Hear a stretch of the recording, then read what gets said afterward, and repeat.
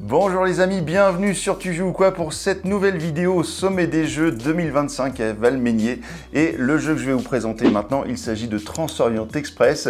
Et c'est un jeu de Franz Couder, illustré par Laetitia Van Gas. C'est édité chez Ludicali, c'est pour 2 à 4 joueurs pour des parties d'environ 20 minutes.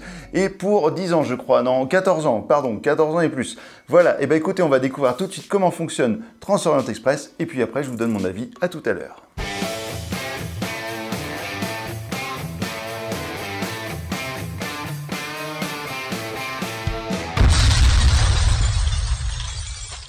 Voici le matériel de Transorient Express. Alors quel est le but du jeu? Eh bien vous allez au fur et à mesure de la partie récupérer des cartes. Ces cartes vous allez les acheter grâce à des jetons comme ça, des petits meeples de locomotive. Et en fait vous allez comme ça cumuler des cartes jusqu'à temps que l'un des joueurs ait une collection de 7 cartes devant lui, ce qui va déclencher immédiatement la fin de la partie. Sur ces cartes, on va retrouver des indications comme la couleur, le numéro, donc à chaque fois vous avez un numéro ici dans les petits encadrés en écriture dorée comme ça. Donc, par exemple ici le 6, ici le 4, si vous voyez pas très bien avec la caméra, c'est pas bien grave, moi ici je le vois quand même relativement bien, mais c'est vrai que suivant la lumière ça peut être un petit peu compliqué de le voir. Ensuite vous allez toujours avoir l'illustration du pays qui va correspondre au numéro, par exemple ici ce sera toujours la France pour le numéro 1. Vous allez avoir dans le haut à gauche un coup en locomotive, vous vous doutez bien que vous allez devoir cumuler des jetons locomotive pour pouvoir payer ces cartes et puis donc les installer devant vous.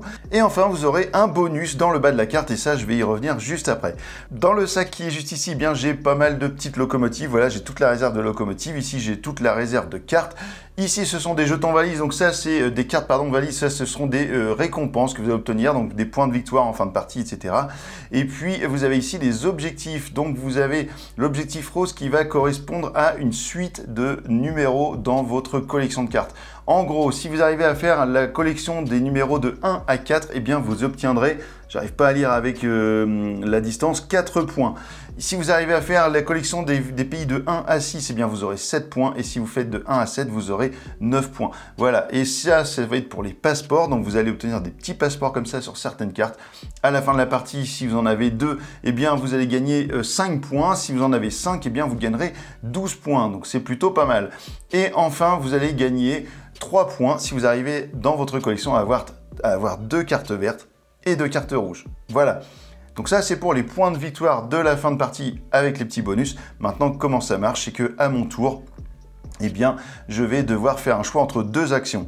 Ces 2 actions, elles sont simples. Alors ça, je ne vous l'ai pas montré encore, mais c'est le pion premier joueur. Vous allez voir que c'est important, car si je suis le premier joueur, je vais le placer, je fais le premier choix, mais je vais devoir le placer sur une carte pour le laisser éventuellement disponible à un autre joueur, parce que l'ordre du tour est quand même très important dans ce jeu.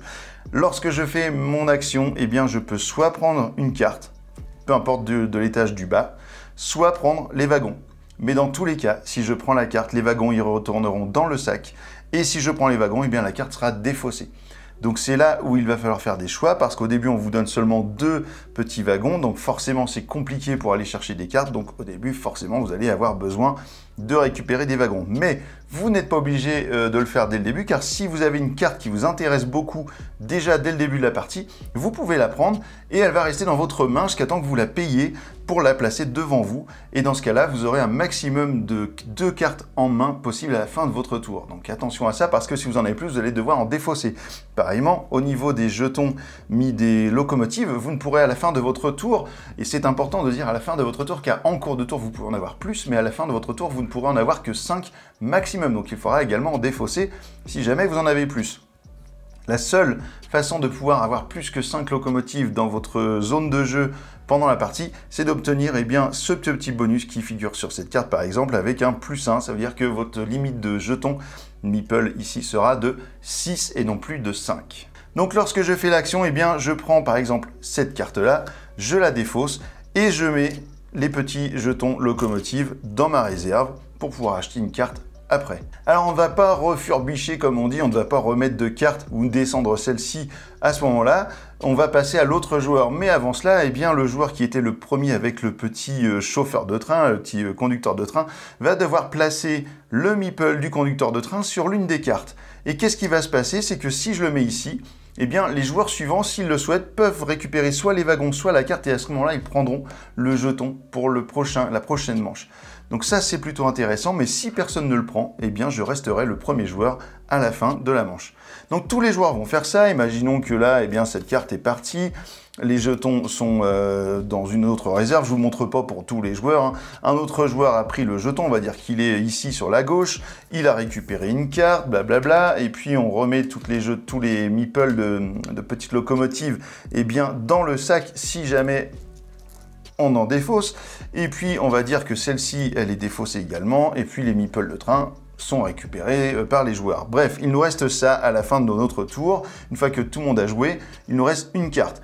Qu'est-ce qui va se passer? Eh bien, à ce moment-là, on va reprendre un meeple alors je dis des meeples, mais c'est pas des meeples, mais on va prendre un pion locomotive que l'on va rajouter ici. Donc maintenant, ce sera plus 3 locomotives que vous avez récupérées ici, mais 4. Donc c'est très intéressant. Vous allez descendre toutes les cartes qui n'ont pas servi. Donc ça veut dire que du coup, lorsque vous prenez des cartes, vous pouvez déjà anticiper en voyant les besoins des cartes qui sont placées au-dessus. Et là, on va remettre des cartes au-dessus pour que tout le monde puisse anticiper les cartes du prochain tour. Lorsque l'on a remis toutes les cartes, eh bien, on va remettre des petites locomotives juste au pied de chaque colonne. Et comme ça, ça va permettre à tout le monde de pouvoir récupérer à nouveau soit des locomotives, soit la carte qui est juste au-dessus, sachant que eh ben, celle du milieu, elle a récupéré une locomotive de plus. Et si jamais elle n'est pas prise à nouveau pendant ce tour, eh bien, il y aura une locomotive de plus. Donc là, c'est intéressant parce que ça passe à 5. On passe à ce joueur-là, il choisit une carte, etc. On va lui enlever celle-ci. Et puis, du coup, arrive mon tour, par exemple. Et là, je veux prendre cette carte-là parce qu'elle m'intéresse. Et ben, du coup, au lieu de prendre les locomotives, je les mets dans le sac, je récupère la carte dans ma main et je récupère au passage le jeton premier joueur. Ce jeton, je le garde dans ma zone de jeu pour le prochain tour et je vais pouvoir acheter cette carte, la construire, en gros la valider si j'ai eh bien les meeples nécessaires, les locomotives nécessaires. J'ai ce qu'il faut puisqu'il faut un jaune et un vert. Je les défausse et maintenant cette carte fait partie de ma ligne de ma ligne de cartes qui sera composée à la fin normalement de cette carte si je finis en premier la partie. Qu'est-ce qui se passe maintenant? Ma limite de locomotive est passée à 6 au lieu de 5 et j'ai un point de victoire. Voilà, maintenant je vais vous parler un petit peu des différentes options que vous avez ici. Donc lorsque vous prenez un bagage, eh bien vous prenez 2 cartes bagages ici, vous choisissez celle que vous voulez. Ici c'est 3 points de victoire, 2 points de victoire. Évidemment vous allez prendre les 3 points de victoire sans rien dire à personne et vous remettez l'autre juste en dessous. Ici on a des passeports, donc les passeports c'est pas mal parce que ça permet de valider éventuellement cet objectif là et de gagner des points. On va avoir ici une locomotive bleue, ça veut dire que lorsque l'on va acheter eh bien, une carte avec des locomotives bleues, eh bien, on en paiera une de moins. Ce sera pareil pour toutes les autres couleurs de locomotives sur les cartes. Et puis qu'est-ce qu'il peut y avoir encore? On peut avoir des points, comme par ici, un point pour toutes les cartes vertes, par carte verte que je vais avoir dans ma zone de jeu. Donc à la fin de la partie, lorsque je vais compter mes points, ici j'aurai un point par carte verte. Donc voilà, vous allez continuer comme ça. Je ne crois pas que j'ai oublié quelque chose, hein, pour le coup. Je pense que je vous ai tout fait. Vous allez continuer comme ça jusqu'à temps qu'un joueur eh bien, valide ces 7 cartes sur la table. Ça déclenche la fin de la partie. On regarde donc les points validés par les joueurs sur les cartes bonus. On regarde les points des bagages, les points des cartes et on va définir qui sera le vainqueur de Transorient Express. Et bien écoutez, on se retrouve dans un instant pour mon avis sur ce jeu. À tout de suite.